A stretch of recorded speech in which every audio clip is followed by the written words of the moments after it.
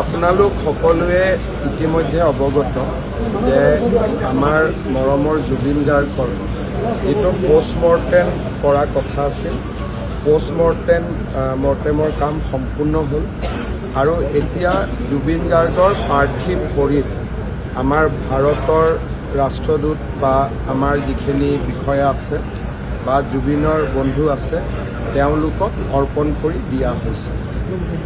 ইয়াৰ next ষ্টেপটো হ'ল তেখেতক আমি পাৰ্থিৱ শৰীৰক আমি দিল্লীলৈকে লৈ আহিম আৰু দিল্লীৰ পৰা এখন বিশেষ বিমান যোগে আমি তেখেতক গুৱাহাটীলৈকে লৈ আহিম।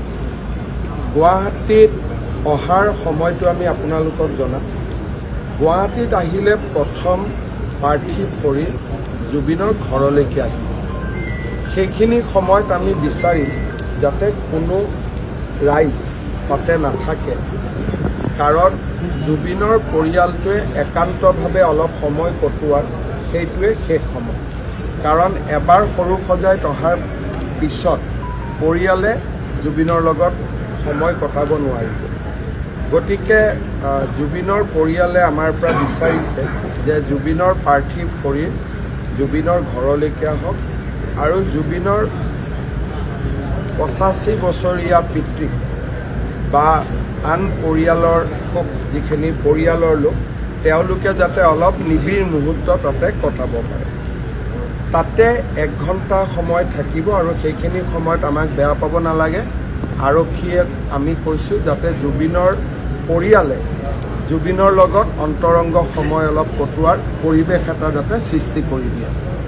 তাৰপিছত আমি সৰু সজাইলৈকে তেখেতক লৈ আহিম আৰু আমাৰ ইণ্ডোৰ ষ্টেডিয়ামৰ সন্মুখৰ যিখিনি জেগা আছে তাতে আমি জুবিনৰ পাৰ্থিৱ শৰীৰ ৰাখিম। যদি বহুত বেছি বৰষুণ আদি হয় তেতিয়াহ'লে কণ্টিজেঞ্চি হিচাপে এই জেগাটো আমি ৰাখি থৈ দিম, কিন্তু এইটো বিকল্প। তাতে আমাৰ ব্যৱস্থা হ'ব। তাৰ পিছফালে জুবিনৰ পৰিয়ালে থাকিব পৰা অলপমান ব্যৱস্থা কৰি দিয়া হ'ব। একেবাৰে নিকট বা খুব আত্মীয় মানুহখিনিয়ে অলপ চকীত বহিব পৰা ব্যৱস্থা কৰি দিয়া হ'ব।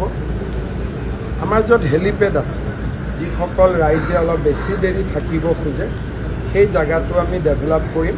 আমাৰ ইয়াৰ যিখিনি মাল্যৰ্পণ আদি হৈ থাকিব তাতে আমি চায়ো থাকিব পাৰিম আৰু গুৱাহাটীত বাকী যিমান আমাৰ ভিজুৱেল প্লেটফৰ্ম আছে তাতো আমি গোটেই আমাৰ ইয়াত শ্ৰদ্ধাঞ্জলি অনুষ্ঠানটো আমি পোনপটীয়াকৈ দেখুৱাই থাকিম।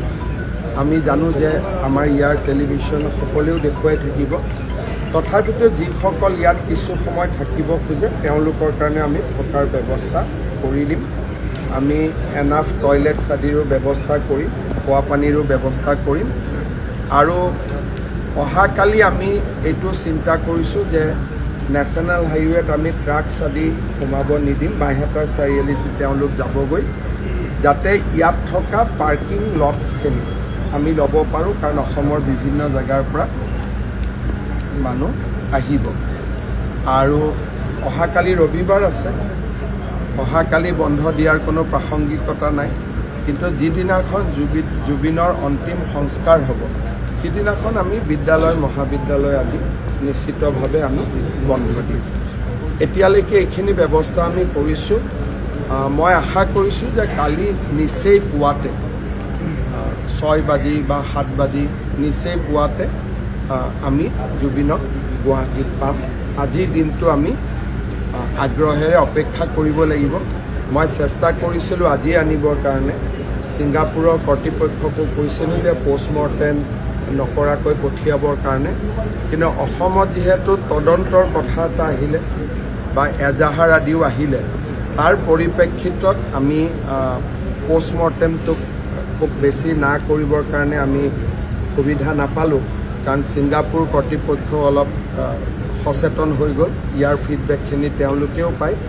সেইকাৰণে আজি অনাৰ যিটো প্ৰচেষ্টা সেইটোত আমি সফল নহ'লোঁ, কিন্তু আজি নিশাৰ ভিতৰতে তেখেত দিল্লীলৈ আহিব আৰু দিল্লীৰ পৰা আমি বিশেষ বিমানেৰে তেখেতক গুৱাহাটীলৈ লৈ আহিম।